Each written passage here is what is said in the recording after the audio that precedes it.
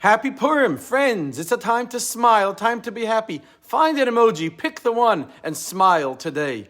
Today we gather, we read the Megillah. We put on our costumes, we wave our graggers. And when we name Haman in the middle of the Megillah, we all raise our graggers and we make noise to wipe out his name. We recite the story and we read the miraculous story of Queen Esther.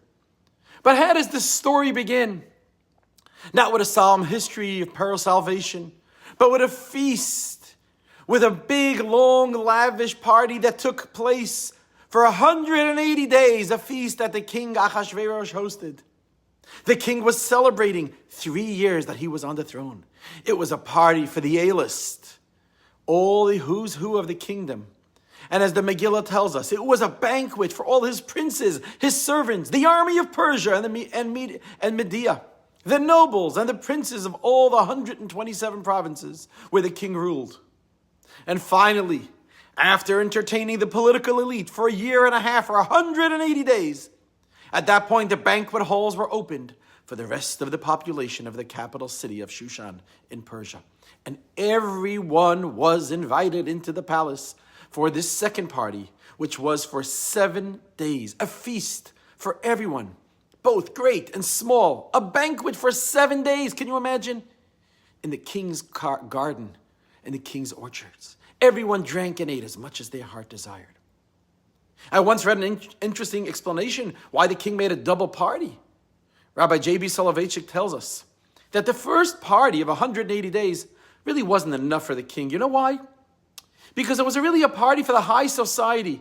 The king himself didn't fit into that segment of the population, because it actually says in the Talmud Megillah that the king Achashverosh, he did not come from a royal or even a noble background. Actually, quite to the contrary. It actually says that in his youth, this king served as a lowly stable boy to the Babylonian king Belshazzar, who used to clean up after the horses. So how did he end up being king? It's because he managed to marry well. He married a descendant of Belshazzar, the princess Vashti. So eventually he found himself on the throne. So one can imagine, after a long party of a celebration of 180 days, he had enough of wearing his fancy tuxedo and his vest, trying to make sure to hold his fork the right way in accordance with the proper etiquette and the mannerisms of sophisticated people. After a half a year of partying with this mannerisms of being perfect with the high society, he just wanted to have a good old party with all the bums from around the neighborhood from when he was a young man. And this was really going to be a wild party. And indeed, it was actually at this second party that the king drank, and he drank until he was literally knocked out. And he decided to summon his queen, Queen Vashti, to show everyone her beauty, wearing only the royal crown. And his wife Vashti, she refused to be demeaned in this way. And she responded with a condescending retort of her own. She goes, "Hey, my father, when he was king, he would drink enough for 1,000 men and he wouldn't get drunk. And you just had a few drinks and you become drunk immediately? I'm not showing up." Her husband Achashverosh flew into a drunken rage. And by the counsel of his advisors, by the way, which was Haman, he had Vashti removed from office. He had her killed. And ultimately, he just basically removed her head from her shoulders. He killed his wife as a drunken. And that, in a nutshell, my friends, is the first chapter of the Megillah. Begins the second chapter, and it tells us perhaps an even wilder story. Can you imagine what gets more wilder? What happened? Vashti was gone. The king needed a new queen. So he launched a nationwide, worldwide, can you imagine, beauty contest. And all over the empire, he had agents that were dispatched to find the eligible young woman and bring them back to the capital, there to undergo a year-long, can you imagine, a year-long preparation, after which they were presented and they came by the king to see if they are suited to be queen. Finally, who was the winner of the worldwide beauty contest? A Jewish maiden. Her name was Esther, and she became the queen, Queen Esther. Having heard this story and listened to the Megillah so many times, friends, we take it for granted that the Megillah begins with these events. But you know something? If you actually think about it, it's really difficult to understand. Think about this. Is it really necessary for us to gather all the men and women and children in our community today, come together to the synagogue or wherever you are and listen to all these sordid details of this crazy King Ahasuerus' wild escapades? I mean, think about it. I mean, is there no other way to tell us the basic story? We just say basically, Haman tried to kill us, and through Esther, God saved us, without going into giving us all these details of the party and how the opulence and the beauty. I mean, why do we have to read about this to our kids? And even more so, think about it. There seems to be support in the Talmud for this notion that I'm sharing with you, that these events really are not really essential to the story. We just had to focus on the miracle. But you know, friends, in the Mishnah, in Megillah, chapter 2, it actually says, if you want to fulfill the mitzvah, the commandment of hearing the Megillah, where do you have to actually read? Where do you have to begin this story? And there is a discussion amongst the rabbis. Rabbi Yehuda, the famous sage, says, you know where you have to read the story? Only from the part where Mordechai comes in, where he's introduced into the Megillah. Another rabbi, Rabbi Yossi, says, no. You know where you start reading the Megillah? From where Haman was elevated to become viceroy, big leader, an important person in the king's palace. Another rabbi called Rabbi Shimon says, hey, hold on, rabbis. You have to hear from the point in the story where the king couldn't sleep, and when he called Haman in, and the story turns around and the miracle happens. And then we have a fourth opinion, Rabbi Meir. You know what he actually says? One is obligated to hear the entire story. Everything. Rabbi Meir, in his view, there are no shortcuts. You need to hear the entire story from the beginning, including the details of King Ahasuerus' wild party and the details of the beauty pageant, the contest of finding a new wife. And you know who the ruling goes by? The Talmud says in Megillah chapter 19a, that the halacha goes according to Rabbi Meir. In other words, what it means is the Talmud says, don't think that any part of this story is superfluous or unimportant. Every single word of the entire story, from the king's parties to finding a wife and everything else, before the big miracle happens, or at least seems so, is crucial to the plot. And friends, one more interesting thing. There are 24 books in the Torah, but the only book for which we are required to listen to every single word when it's read is the Megillah. It actually says that when we read the Megillah last night in the synagogue, actually it says that there needs to be complete silence, because even if you miss a word, you actually have not fulfilled the obligation of hearing the Megillah, and you have to hear it again from the beginning. That means every word counts. But why, friends, really? I mean, think about it. I mean, the events in chapter 1 and 2 about the king's party and the beauty pageant are not really describing the holiest, purest events in the Jewish history. The Jewish people sinned, they had the party with the king and it wasn't the right setting and so on. I mean, this is not the 10 Commandments, or this isn't what we read in the portion of the week, where the 13 divine attributes of mercy that Moses heard when he went up to heaven. I mean, in those instances, we don't find there's an obligation. You got to hear every word of the 10 Commandments. Yet here, Ahasuerus, this low-class type of king, he makes a party. Why do we need to know all the details, how long it went, what kind of furniture they had, and about the drinks and everything else? Friends, I didn't ask this question. In 1984, the Lubavitcher Rebbe of blessed memory discussed this at length, and he gave a most beautiful, profound explanation. And it's not just a nice idea. It's actually a foundational worldview that if you get this, think about it, this will change your whole way you look at life. And the Rebbe said, life is a puzzle. Life is built from a sequence of many small little events. But each of these events is essential for the entire story of life. Because life is not just about the highs, the special moving moments that we cherish forever and we wish that would never end. But life is made up of countless moments that make up the daily life. Even the moments that maybe we don't particularly like. And when you're in those moments, not the favorite ones, the moments that you want to be done so you really can get on with your life, you know what, friends? Remember, every one of those moments is also necessary. Because without them, we could never get to the next part of the story. Let's be honest. There are times in life we feel like we're stuck. And we say, what are we doing here? Why am I stuck here sitting in this traffic? Or why am I dealing with this difficult challenge at work or wherever it may be. Why do I have to get a flat tire on the way to work? Or worse, one may say, why am I stuck at this thankless job that doesn't even maybe appreciate me or pay me enough to make it worth my time? There's so many whys one could ask. Someone could say, why am I in this marriage or in this relationship with so many challenges? Or why am I in this stressful situation that keeps refusing to allow me a moment's rest? God forbid. I mean, there's so many whys you may ask about the challenges in life. But when you feel this way, we respond in different ways. We sigh. We grumble. Sometimes we might even use a language that is not the most befitting of who we are. In short, we wait for that moment to be over and we wait for better things to come. Comes the Megillah of Esther and tells us, at those very moments when we are shrugging our shoulders because things seem to be boring or unimportant or sometimes just annoying, God is writing history. You know what he's doing? He's weaving together many tiny pieces. He's weaving them together to produce the desired end game. And indeed, friends, think about it. This is how the miracle of Purim came to be. As the Megillah tells us, if you go back to the story, it said that King Achashverosh held his feast in the 3rd year since he became king. And it was in his 7th year, 4 years later, think about it, that Queen Esther was chosen to be the queen.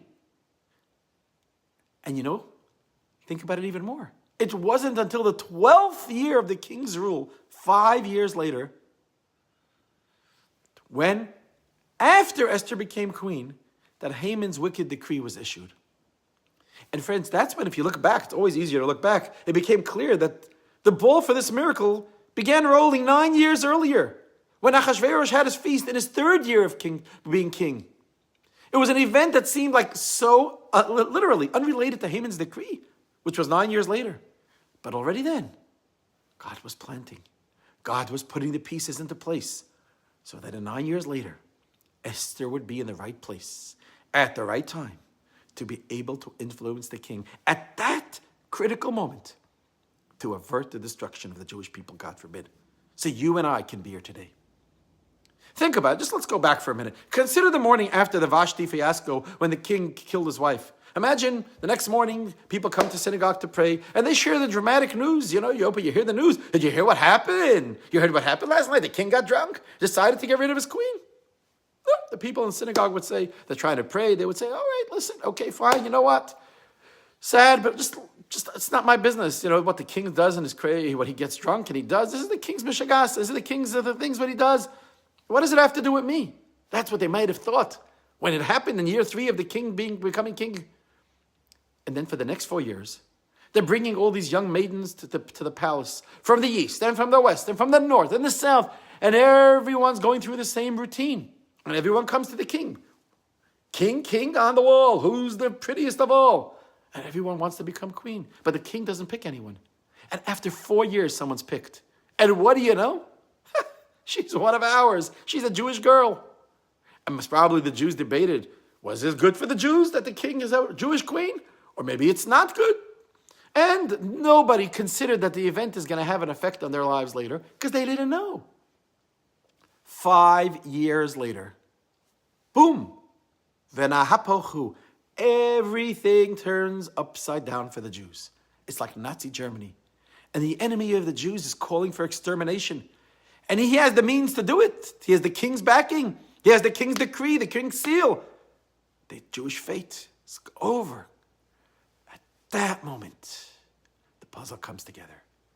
The Jewish people realized that when we thought we were just reading unrelated stories in our news feeds, before X and before Meta and before all the Instagram and everything we had back then, when they heard about it so many years, they said they didn't realize. But God was actually fashioning redemption.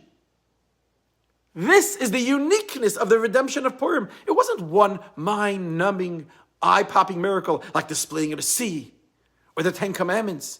It was a miracle made of discretion. Behind the scenes, when nobody was looking, God put all the pieces in the right place. From the first party to the second party, from this drunken king to that beauty contest, a divine plan was brought to fruition. And Esther became the queen of Persia. there to defend the people when the time came. Friend, I want to share with you an interesting story that happened in 2005, just 20 years ago. You remember the CEO of Apple, Steve Jobs? So when he was 56 years old and he was battling an illness that took his life eventually, unfortunately, he shared a commencement address at Stanford University. And he summed up his life. And he said, he's described when he was 17 years old, he used up all of his parents' savings to enroll at Reed College in Portland. It was actually at that time one of the most expensive schools in the US. But he found himself lost. He just didn't feel like he fit in. And he describes in his commencement speech that after 6 months, he said, you know what? I don't see any value in it. I have no idea what I want to do with my life. And this college how is it going to help me figure this out? And here I'm spending my parents' hard-earned money. They saved the whole life for this, and I just don't feel I'm getting the value. So you know what? He said, I decided to drop out, and I trusted something will work out. He said it was very scary at that time. But he said, looking back, that was one of the best decisions I ever made.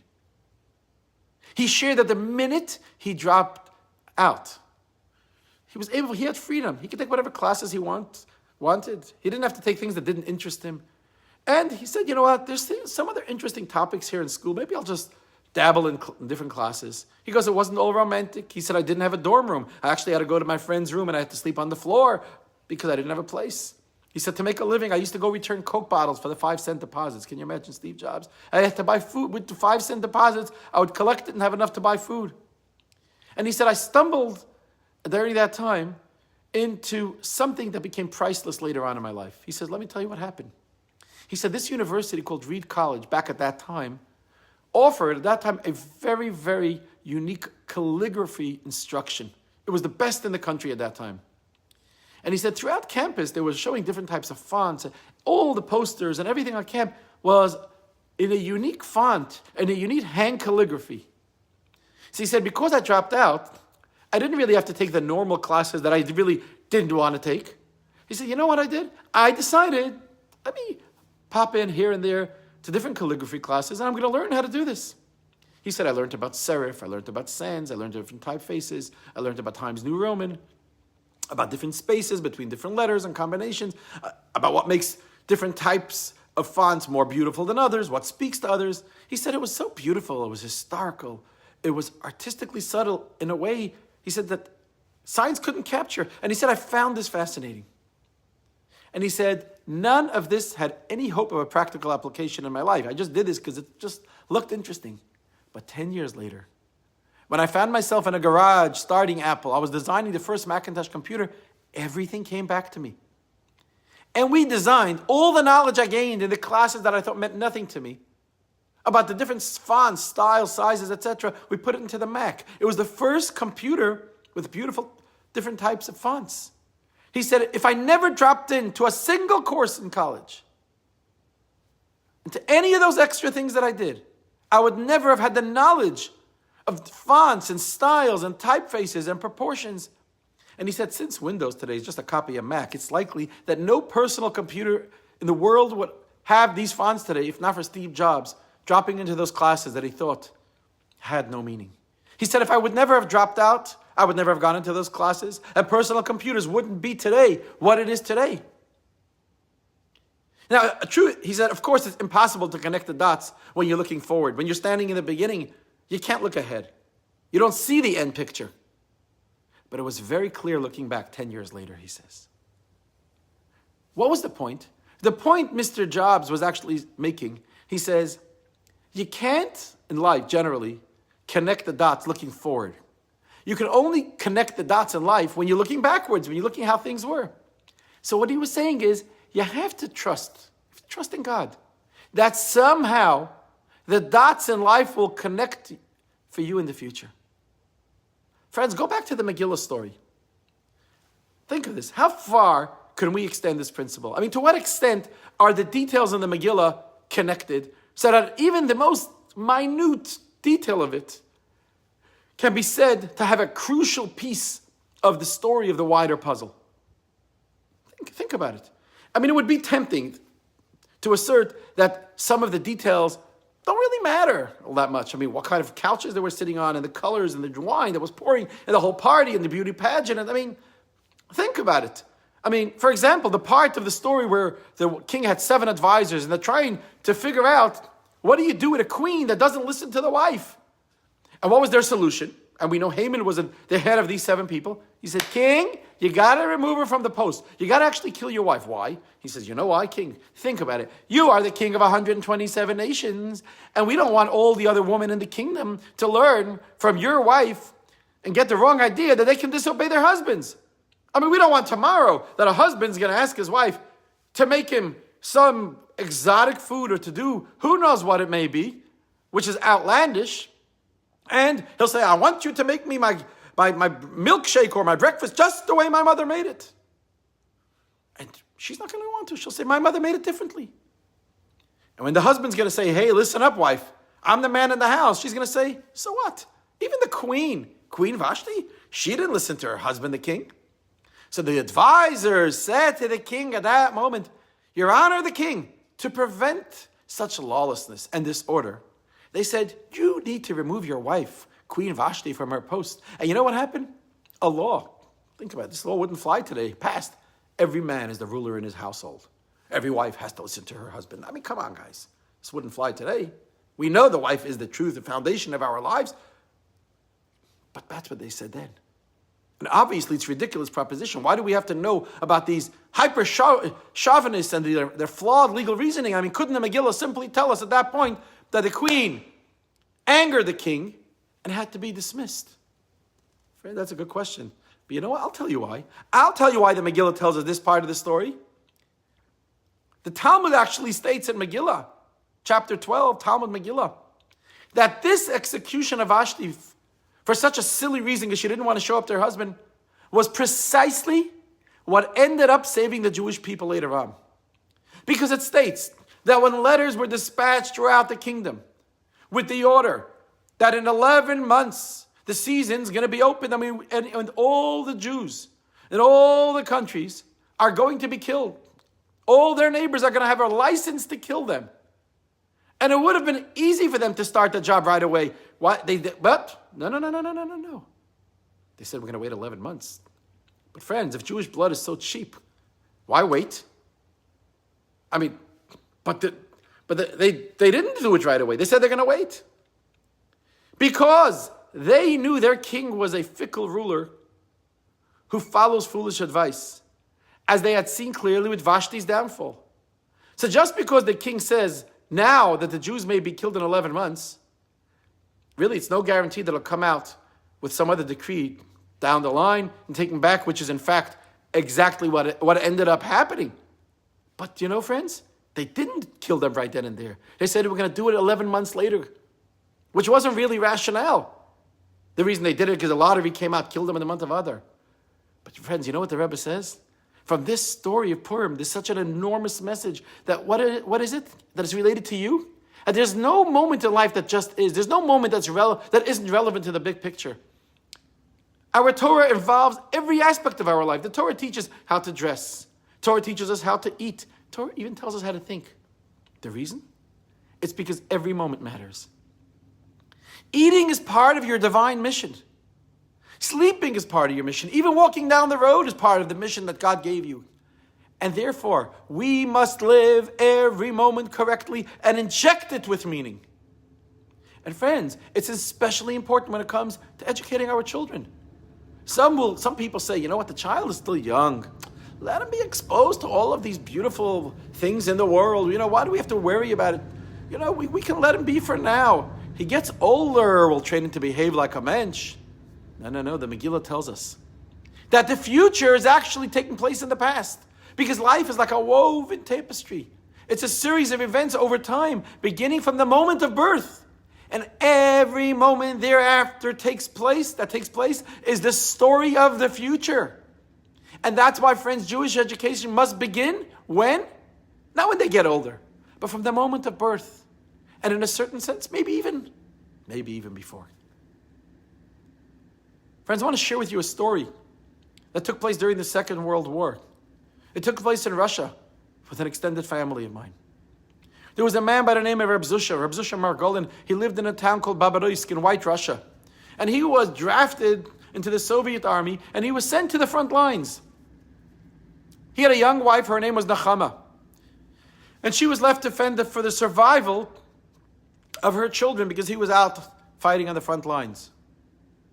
And when the fighting grew more intense, and it came closer to home to the city of Babaroysk, she decided she's going to take her daughters and join many on a very challenging journey to a city called Tashkent in Uzbekistan. It was deep, deep into the Soviet interior. She took with her two daughters. She had a daughter called Minna, she was 12 years old. She had a daughter called Tova, who was 10 years old, and a young baby that was still in the carriage. And there was a real famine there. Any morsel of food she managed to find, she gave to her children. And so it was, she became weaker and weaker. Unfortunately, till one evening, she passed away, leaving her two children, her two older daughters alone to take care of themselves and their baby sister. Unfortunately, tragically, due to the war, the baby passed away thereafter from hunger. These two girls, little girls, were placed in a government orphanage 600 kilometers from the city of Tashkent. And they remained there for the duration of the war. When the war was finally over, the orphanage director asked them for an address of a relative somewhere. Maybe there's someone that you can contact to tell them that you're actually alive. Maybe someone you can make a contact with and they can come pick you up and you can live with them. Because he said, if not, you're going to have to remain in this communist orphanage and you will be indoctrinated in its godless ways and torn from your heritage, torn from Yiddishkeit, God forbid. Now remember, these were young girls. They were very young in age. And after years of famine and war, how are they going to remember any details about relatives or from a different city or from a different lifetime from before the war? And the girls felt very despondent. But suddenly, Minna, who was a young girl, remembered a story that took place years before. She said she remembered that when she was a younger girl, it was right before Passover, and her mother would prepare what we call schmaltz. It's something you eat on Pesach for her family. And she would prepare it for her family that lived in a different city, and she always sent her sister, Dreza, who was actually my great aunt. She was married to Rabbi Yankiv Yosef Raskin, the brother of my great-grandfather in Leningrad, and she always sent her schmaltz for Pesach. And Minna would watch her mother wrap the package. It's very schmaltzy, put it in a jar, seal it, wrap it, pack it in a wooden crate, and send it off in the mail. So that her sister in Leningrad, where my grandmother lived too, would have schmaltz for Pesach. One year, Minna went with her mother to the post office for this ritual, but the clerk refused to send this package of schmaltz. He said, you know what, this schmaltz is leaking from the crate. And her mother said, please, just send it. The clerk said no. So what did the mother do? She had no choice. She had to go back home, get another jar, get another crate, get some more schmaltz. But meanwhile, she left her daughter, Minna, at the post office to watch over the crate that remained there while the mother went back to get the new schmaltz and the new crate. It actually took a few hours until the mother returned. And Minna, what was she doing during those few hours? She was staring at the crate with her aunt and uncle's address where they were going to send the schmaltz that wasn't sent. Now, years later, when her exodus from the communist orphanage was at stake, she had to come up with an address. The address that she saw as a little kid on that box that she was waiting for her mother to come back. She was reading an address over and over, watching that box, and it was ingrained in her brain. So a letter was sent to her aunt and uncle, that address, and they found out they were alive, and they came and they picked them up. And not long after, these two young girls managed to move to Israel. They moved to Kfar Chabad. One became Minna Rifkin, one became Tova Altos, matriarchs of well-known Chabad families to this day. Friends, think about it. Come on. How many such schmaltzy episodes do we experience daily? How frustrating they are. Moments where you say, why? Why? But what happens when we see those moments for what they are? Necessary pieces of the puzzle, hand-placed, hand-picked there by our Creator to guide us to where we have to go and the picture we have to see. And when we recognize the enormity of every moment and take every moment seriously, we can actually begin to see how everything is part of a divine plan. And that's where redemption is made. That is where the redemption of Purim is transformed into our personal redemption, into your personal redemption, and eventually into the redemption of the Am Yisrael with the coming of Mashiach. So friends, on this Purim, stop for a moment, pick an emoji, think how you feel, smile, be happy, laugh. Say thank you, God, for all the blessings in our life. It's a day of joy, a day of happiness. We can accomplish great things just by recognizing that no moment is an alone moment. It's all part of a greater tapestry. And God loves each one of us as an only child. And when there's a hard moment, say, God, I don't understand, but please reveal to me the smiley, happy emoji so I can feel good, I can feel blessed. And I bless each one of our friends that on this day, all sadness should turn into happiness. All challenges should be turned into successes. This is what Purim is all about, where everything is turned over and we see the bigger picture of life. Happy Purim to y'all. May we merit the coming of Mashiach speedily in our days. But until then, may you merit your personal redemption, where you will only experience goodness, happiness, kindness in your life and your family's life. L'chaim, Shabbat Shalom, and Happy Purim.